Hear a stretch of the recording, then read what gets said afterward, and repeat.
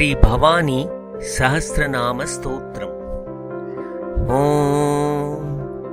ಶ್ರೀ ಗಣೇಶಾಯ ನಮಃ. ಕೈಲಾಸ ಶಿಖರೇ ರಮ್ಯೇ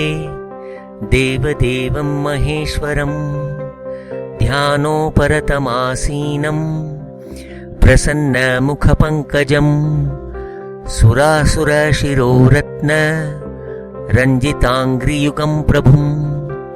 ಪ್ರಣಮ್ಯ ಶಿರಸಾನಂದಿ ಬದ್ಧಾಂಜಲಿರಭಾಷತ. ಶ್ರೀನಂದಿಕೇಶ್ವರ ಉವಾಚ ದೇವದೇವ ಜಗನ್ನಾಥಂ ಸಂಶಯೋಸ್ತಿ ಮಹಾನ್ ಮಮ ರಹಸ್ಯಮೇಕಂ ಇಚ್ಛಾಮಿ ಪ್ರಷ್ಟುಂ ತ್ವಾಂ ಭಕ್ತವತ್ಸಲ. ದೇವತಾಯಾಸ್ತ್ವಯಾ ಕಸ್ಯ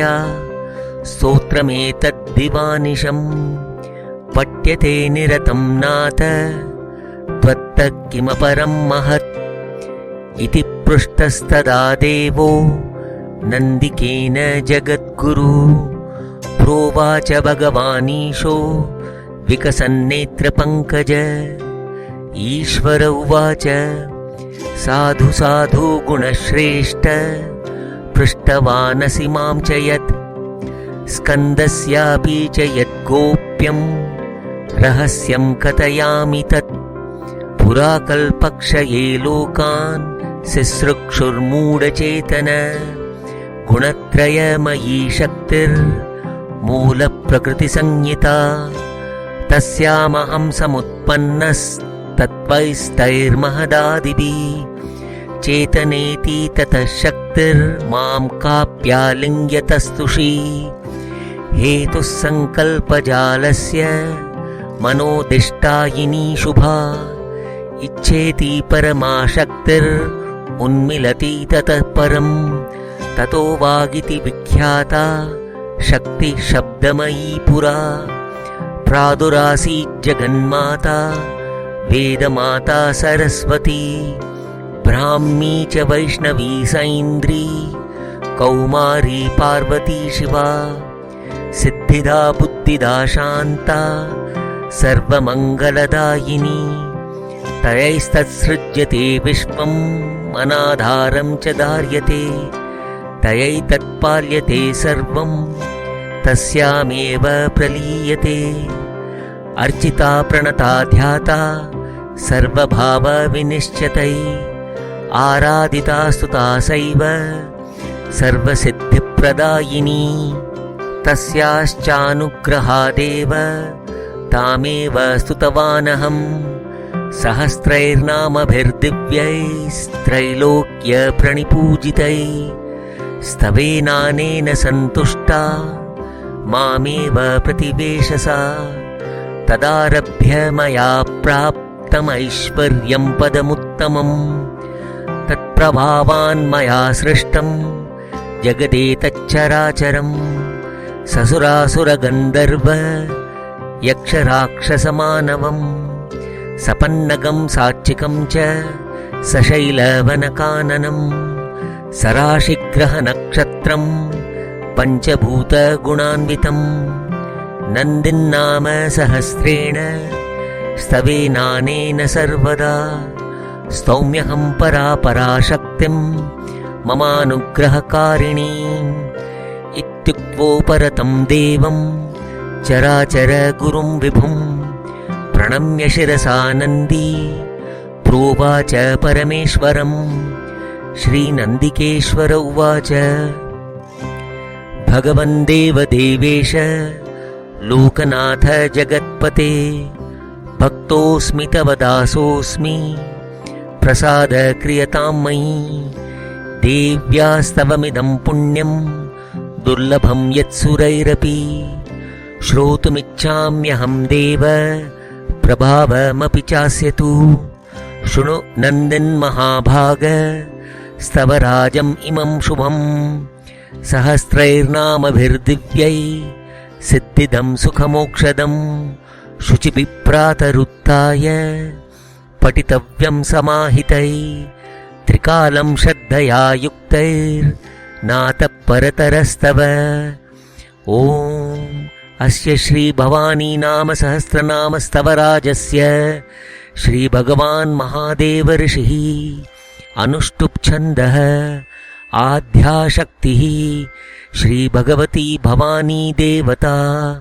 ह्रीं बीजं श्रीं शक्तिः क्लीं कीलकं श्रीभगवती भवानी प्रीत्यर्थे जपे विनियोगः अथ ध्यानम् अर्धेन्दुमौलिममला ममराभिवन्द्याम् अम्बोजपाशसृणिरक्तकपालहस्ताम् रक्ताङ्गरागरसनाभरणान् त्रिनेत्रान् ध्यायेच्छिवस्य वनिताम् विह्वलाङ्गीम् ॐ बालार्कमण्डलाभासाम् चतुर्बाहुं त्रिलोचनाम् पाशाङ्कुशशरं चापम् धारयन्तीं शिवां भजे। ॐ महाविद्या जगन्माता महालक्ष्मी शिवप्रिया विष्णुमाया शुभाशान्ता सिद्धा सिद्धः सरस्वती क्षमा कान्ति प्रभाज्योत्स्ना पार्वती सर्वमङ्गला हिङ्गुला चण्डिका दान्ता पद्मा लक्ष्मीर्हरिप्रिया त्रिपुरानन्दिनी नन्दा सुनन्दा सुरवन्दिता यज्ञविद्या महामाया वेदमाता सुधाधृती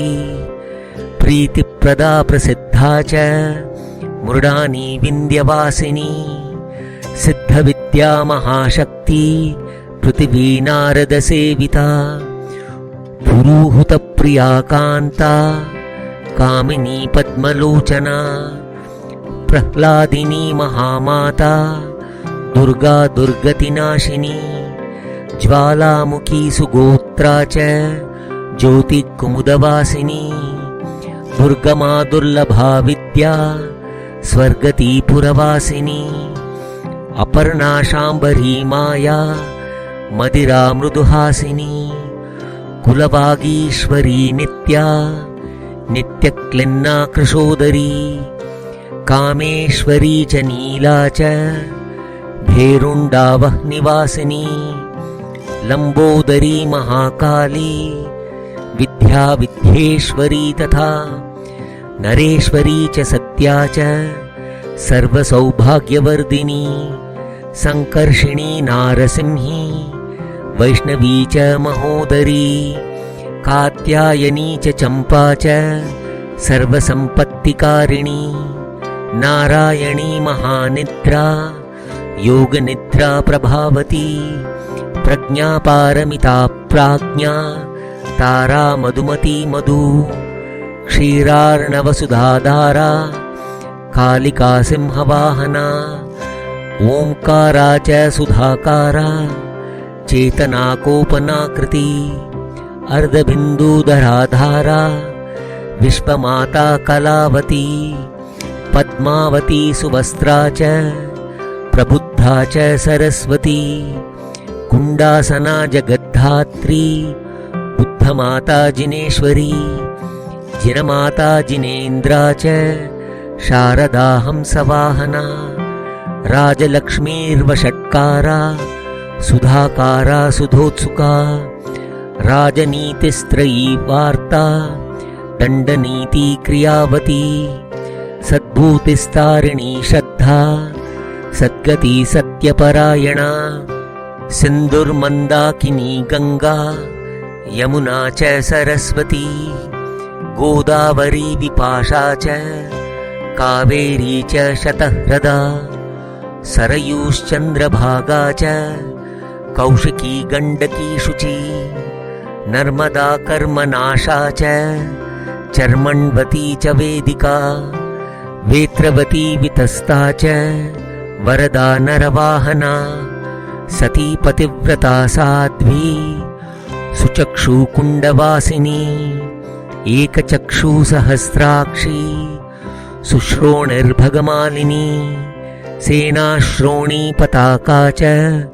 सुव्यूहा युद्धकाङ्क्षिणी पताकिनी दयारम्भा विपञ्ची पञ्चमप्रिया परापरकलाकान्ता त्रिशक्तिर्मोक्षदायिनी ऐन्द्री माहेश्वरी ब्राह्मी कौमारी कमलासना इच्छा भगवती शक्ति कामधेनु कृपावती वज्रायुधा वज्रहस्ता चण्डी चण्डपराक्रमा गौरी सुवर्णवर्णा च स्थिति संहारकारिणी एकानेका महेज्या च शतबाहुर्महाभुजा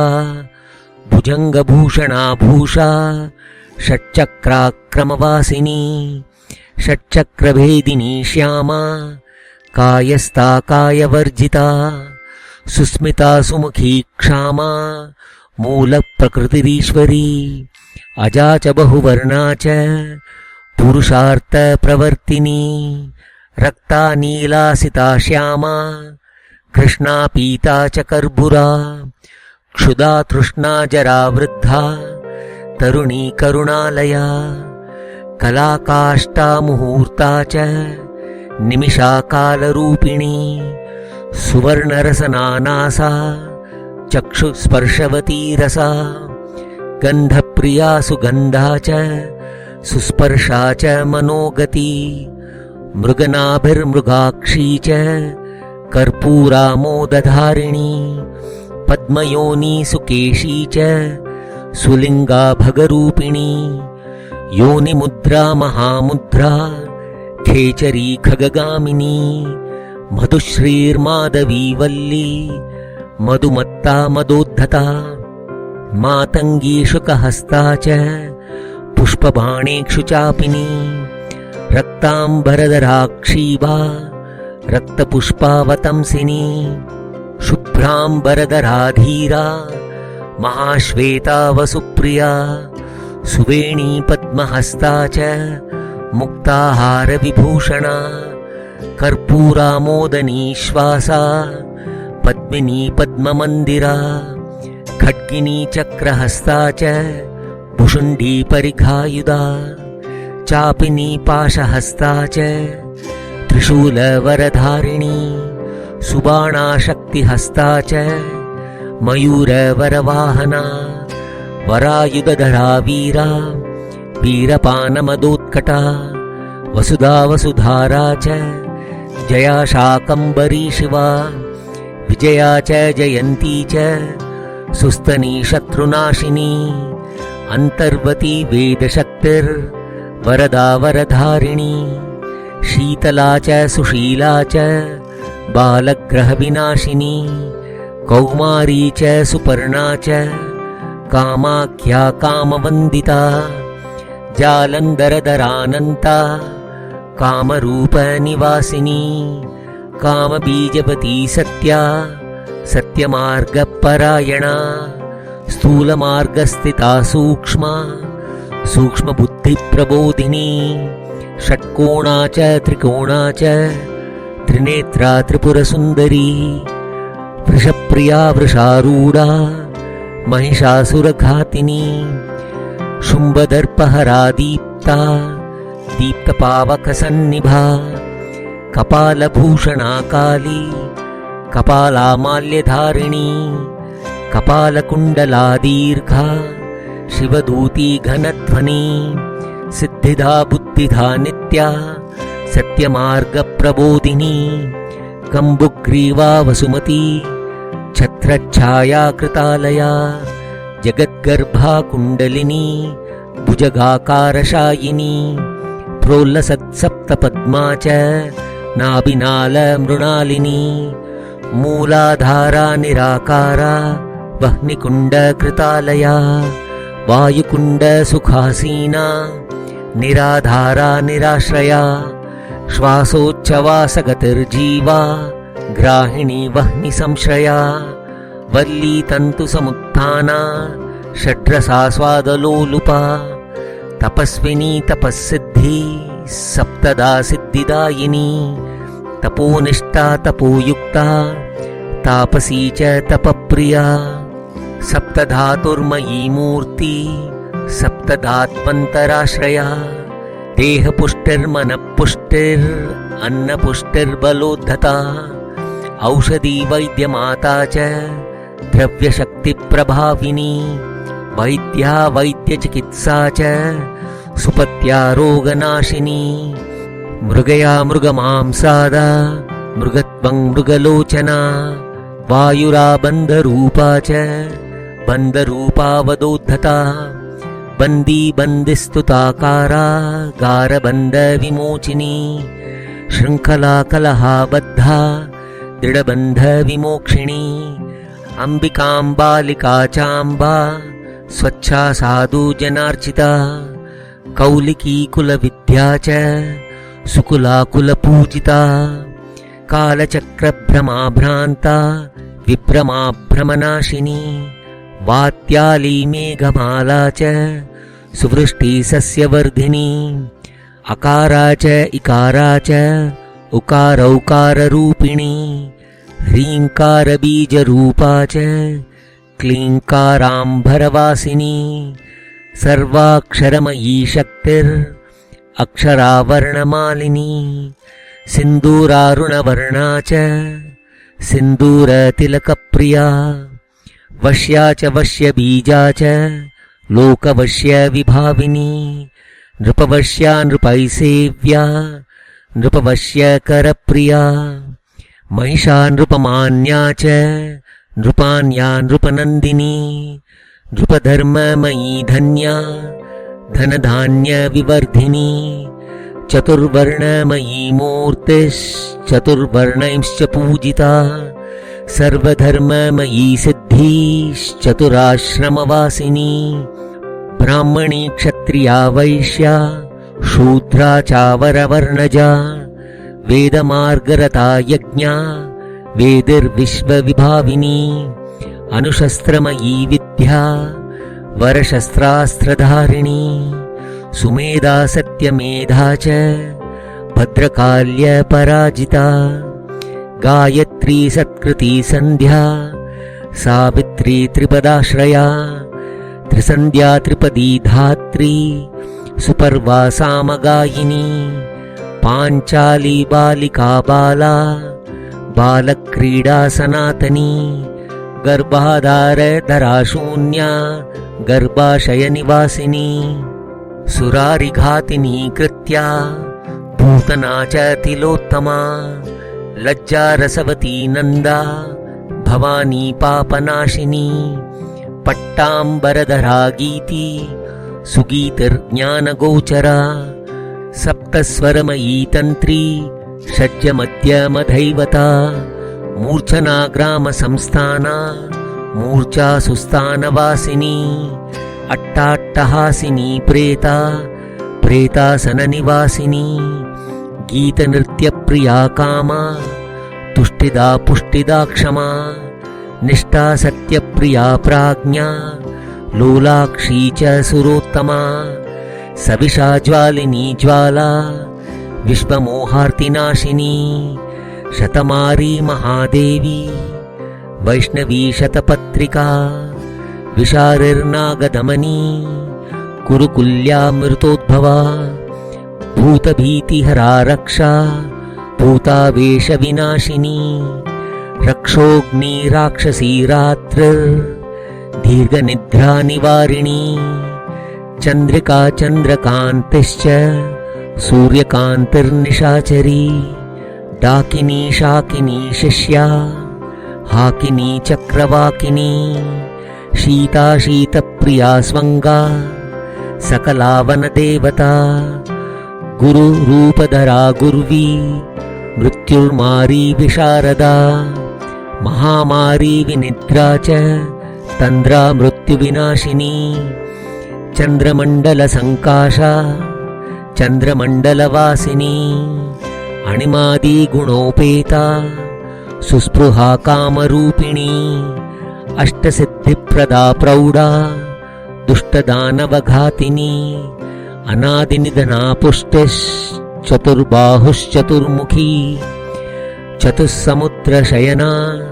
चतुर्वर्गफलप्रदा काशपुष्पप्रतीकाशा शरत्कुमुदलोचना सोमसूर्याग्निनयना ब्रह्मविष्णुशिवार्चिता कल्याणी कमला कन्या शुभा मङ्गलचण्डिका भूता भव्या भविष्या च शैलजा शैलवासिनी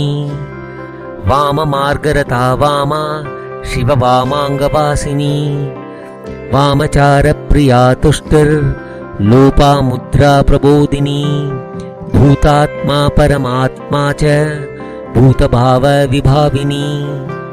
मङ्गला च सुशीला च परमार्थप्रबोधिनी दक्षिणा दक्षिणामूर्ति सुदीक्षा च हरिप्रसू योगिनी योगयुक्ता च योगाङ्गध्यानशालिनी योगपट्टधरा मुक्ता मुक्तानां परमा गति नारसिंही सुजन्मा च त्रिवर्गफलदायिनी धर्मदा धनदा चैव कामदा मोक्षदा द्युति साक्षिणी क्षणदा काङ्क्षा दक्षजा कूटरूपिणी ऋतुकात्यायनी स्वच्छा सुच्छन्दा कविप्रिया सत्यागमा बहिस्ता च काव्यशक्ति कवित्वदा मीनपुत्री सती साध्वी मैनाक भगिनी तडित् सौदामिनी सुधामा च सुधामा धामशालिनी सौभाग्यदायिनी द्यौश्च सुभगादितिवर्धिनी श्रीकृत्तिवसना चैव कंकाली कलिनाशिनी रक्तबीजवदोद्युक्ता सुतन्तुर्बीजसन्तती जगज्जीवा जगद्बीजा जगत्त्रयहितैषिणी चामीकररुचिश्चन्द्री साक्षाद्ध्या षोडशी कला यत्यत्पदानुबन्धा च यक्षिणी दनदार्चिता चित्रिणी चित्रमाया च विचित्रा भुवनेश्वरी चामुण्डा मुण्डहस्ता च चण्डमुण्डवदोद्यता अष्टम एकादशी पूर्णा नवमी च चतुर्दशी उमा कलशहस्ता च पूर्णकुम्भपयोदरा अबीरूर्भैरवी भीरू भीमा त्रिपुरभैरवी महाचण्डी च रौद्री च महाभैरवपूजिता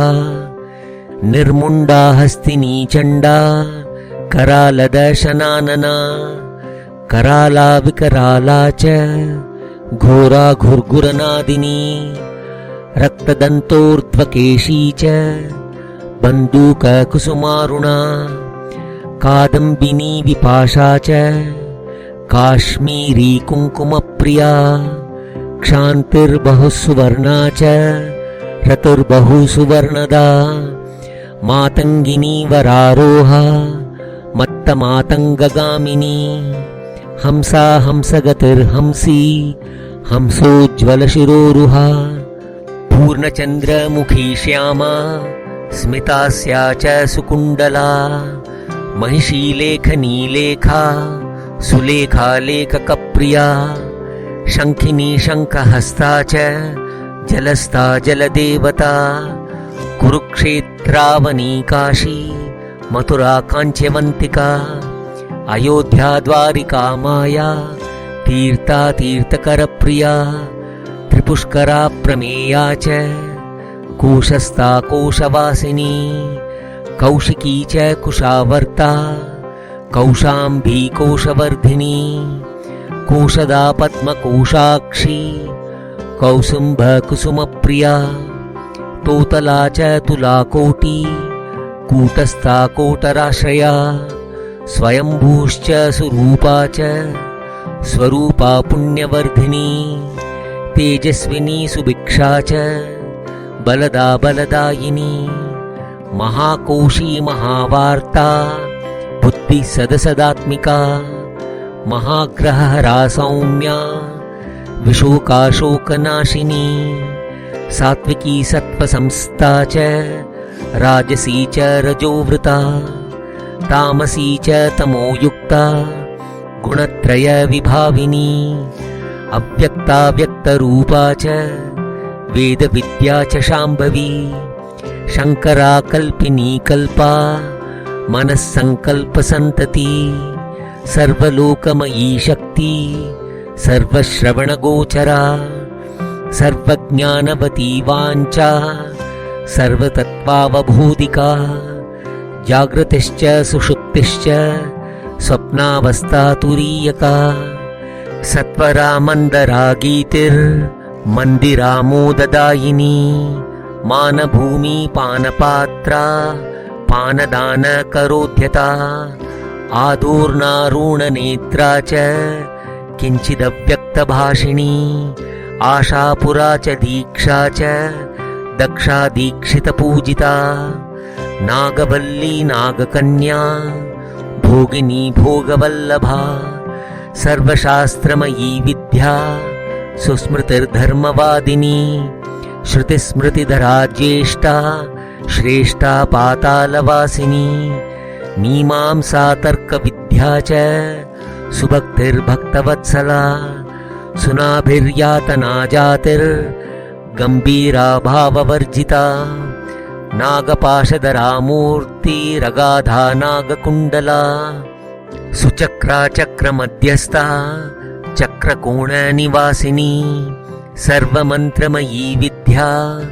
सर्वमन्त्राक्षरावली मधुस्रवास्रवन्ती च भ्रामरी भ्रमरालिका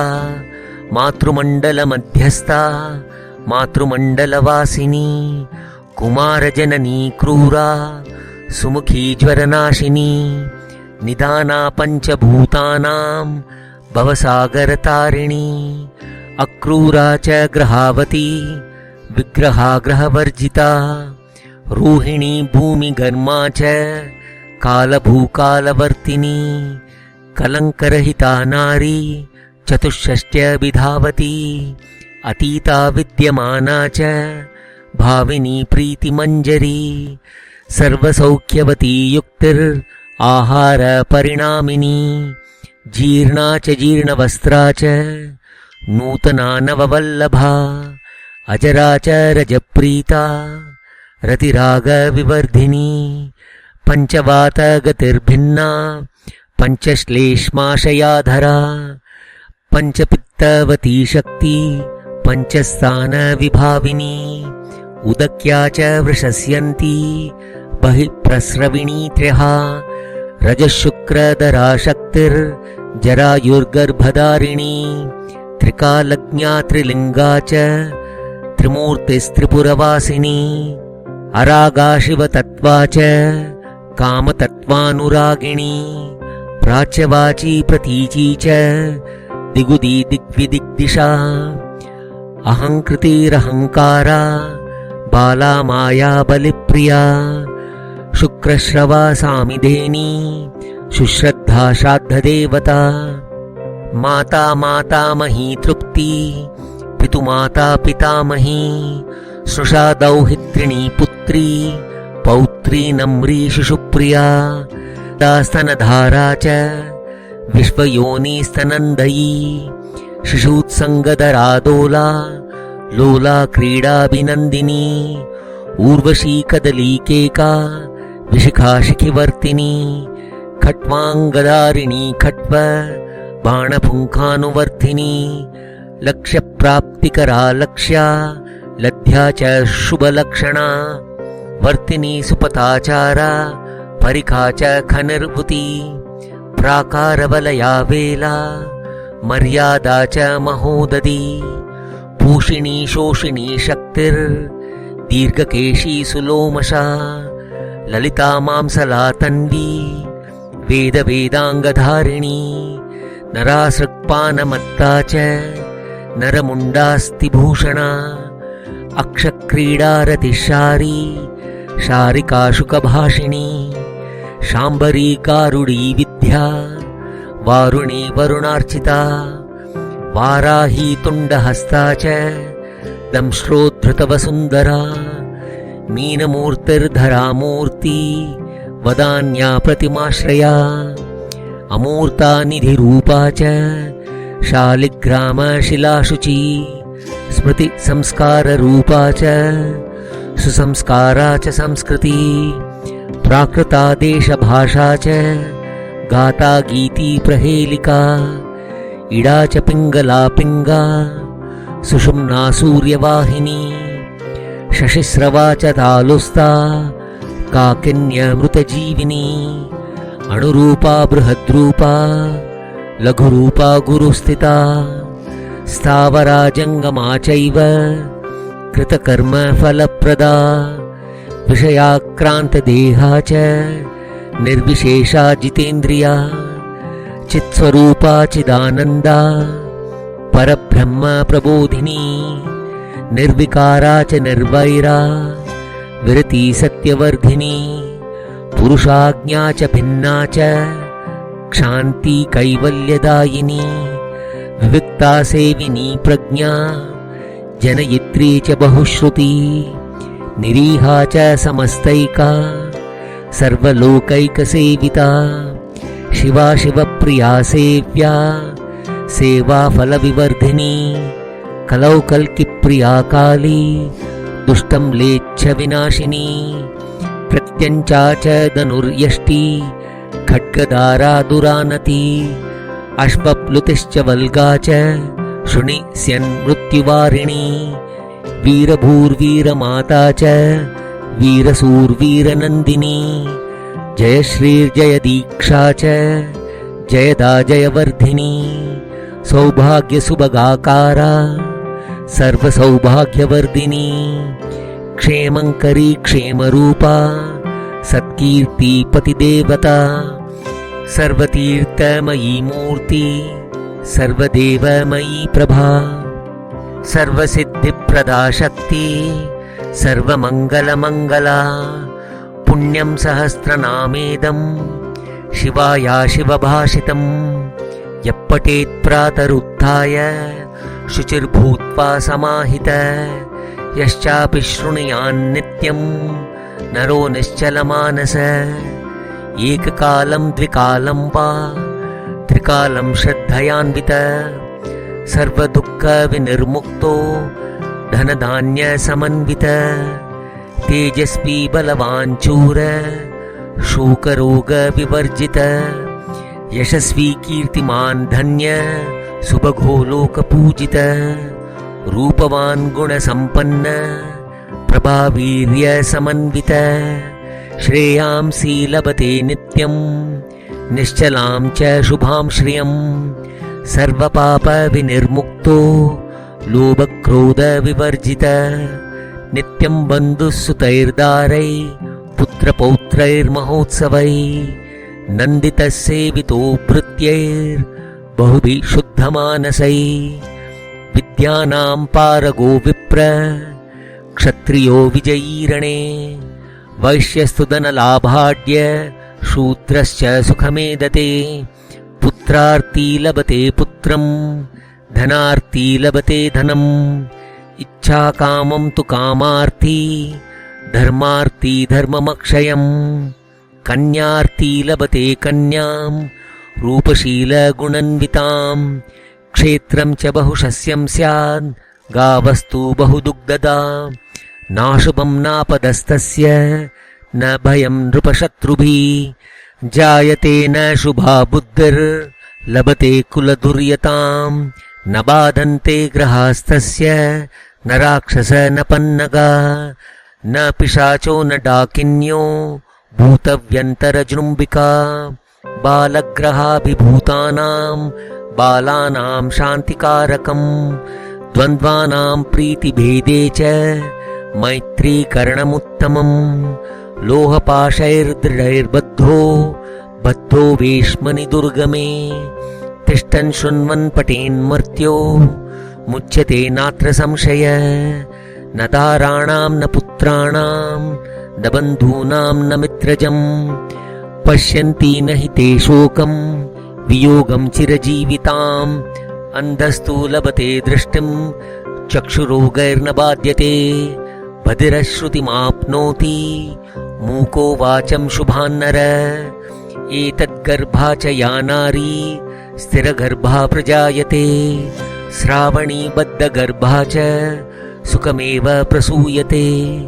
कुष्ठिनः शीर्णदेहाये गतकेशनखत्वच पठनाच्छ्रवणाद्वापि दिव्यकाया भवन्ति ते ये पठन्ति शतावर्तं शुचिष्मन्तो जितेन्द्रिया अपुत्रा प्राप्नुयुः पुत्रान् शृण्वन्तोऽपि न संशय महाव्याधि परिग्रस्तास्तप्ता ये विविधैर्ज्वरै भूताभिषङ्गसङ्गातैश्चतुर्थिक तृतीयकै अन्यैश्च दारुणैरोगै पीड्यमानाश्च मानवा गतबाधा प्रजायन्ते मुक्तास्ते तैर्न संशय श्रुतिग्रन्थधरो बालो दिव्यवादी कवीश्वर पठनाच्छ्रवणाद्वापि भवत्येव न संशय अष्टम्यां वा चतुर्दश्यां नवम्यां चैकचेतस ये पठन्ति सदा भक्त्या न ते वै दुःखभागिन नवरात्रं जिताहारो दृढभक्तिर्जितेन्द्रिय चण्डिकायतने विद्वान् चुच्युष्मान् मूर्तिसन्निधौ एकाकी च शतावर्तं पठन् धीरश्च निर्भय साक्षात् भगवती तस्मै प्रयच्छेदीप्सितं फलम् सिद्धपीठे गिरौ रम्ये सिद्धक्षेत्रे सुरालये पठनात् साधकस्याशु सिद्धिर्भवति वाञ्छिता दशावर्तं पठेन्नित्यं भूमिशायी नरः शुचि स्वप्ने मूर्तिमयीं देवीं वरदां सोऽपि पश्यति आवर्तनसहस्रैर्ये पठन्ति पुरुषोत्तमा ते सिद्धा सिद्धिदा लोके शापानुग्रहणे क्षमा कवित्वं संस्कृते तेषां शास्त्राणां व्याकृतौ तत शक्तिप्रोन्मील्यते शास्त्रेष्वनधीतेषु भारती नखरागशिरोरत्न द्विगुणीकृतरोचिष प्रयच्छन्तश्च सर्वस्वं सेवन्ते तान्महीश्वरा रोचनालिखितम्बूर्जे कुङ्कुमेन शुभे दिने धारयेद्यन्त्रितं देहे पूजयित्वा कुमारिकां विप्रांश्च वरनारीश्च धूपैकुसुमचन्दनै क्षीरखण्डाज्यभोज्यैश्च पूजयित्वा सुभूषिता विधाय मातृकान्यासम् अङ्गन्यासपुरःसरं भूतशुद्धिसमोपैतं शृङ्खलान्यासमाचरेत् यथावदाशा सम्बद्ध साधकप्रीतिसंयुत मूलमन्त्रं जपेद्धीमान् परया संयुतो धिया प्रणमं पूर्वमुद्धृत्य रमाबीजमनुस्मरन् मायाकामौ समुच्चार्य पुनर्जायां विभावसौ बध्नन्ति ये महारक्षां बालानां च विशेषत भवन्ति नृपपूज्यास्ते कीर्तिभाजो यशस्विन शत्रुतो न भयं तेषां दुर्जनेभ्यो न राजत न च रोगो न वै दुःख न दारिद्र्यं न दुर्गति महार्णवे महानद्यां स्थितेऽपि च न क्वचित् रणे द्युते विवादे च विजयं प्राप्नुवन्ति ते नृपाश्च वश्यतां यान्ति नृपमान्याश्च ये नरा सर्वत्र पूजिता लोके बहुमानपुरःसरा रतिरागविवृद्धाश्च विह्वला कामपीडिता यौवनाक्रान्तदेहास्ता श्रयन्ते वामलोचना लिखितं मूर्ध्निकण्ठे वा धारयेद्योरणे शुचि शतधा युध्यमानं तु प्रतियोद्धा न पश्यति केतौ वा दुन्दुभौ येषां निबद्धं लिखितं रणे महासैन्ये परित्रस्तान् कान्दिशीकान् हतौजस विचेतनान् विमूढांश्च शत्रुकृत्य विवर्जितान् निर्जित्य शत्रुसङ्घास्ते लभन्ते विजयं ध्रुवम् नाभिचारो न शापश्च बाणवीरादिकीलनम् डाकिनी पूतनाकृत्या महामारी च शाकिनी भूतप्रेतपिशाचाश्च रक्षांसि व्यन्तरादय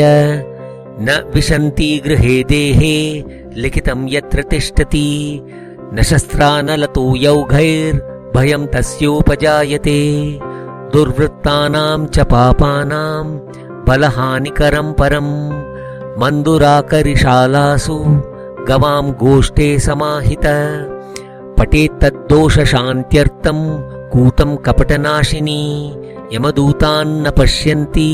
न ते निरययातनां प्राप्नुवन्त्यक्षयं शान्तं शिवलोकं सनातनं सर्वबाधासु घोरासु सर्वदुःखनिवारणं सर्वमङ्गलकं स्वर्ग्यं पठितव्यं समाहितै श्रोतव्यं च सदा भक्त्या परं स्वस्त्ययनं महत् पुण्यं सहस्रनामेदम् अम्बाया रुद्रभाषितं चतुर्वर्गप्रदं सत्यं नन्दिकेन प्रकाशितं नातः परतरो मन्त्रो नातः परतरस्तव नातः परतरा विद्या तीर्थं नातः परात्परं ते धन्या कृतपुण्यास्ते त एव भुवि पूजिता एकवारं मुदा नित्यं यर्चयन्ती महेश्वरीं देवतानां देवताया ब्रह्माध्यैर्या च पूजिता भूयात् सा वरदा लोके साधूनां विश्वमङ्गला एतामेव पुराराध्यां विद्यां त्रिपुरभैरवीं त्रैलोक्यमोहिनीरूपाम् आकर्षीत् भगवान् हरि इति श्रीरुद्रयामले तन्त्रे नन्दिकेश्वरसंवादे महाप्रभावी भवानी सहस्रनामस्तोत्रं सम्पूर्णम्।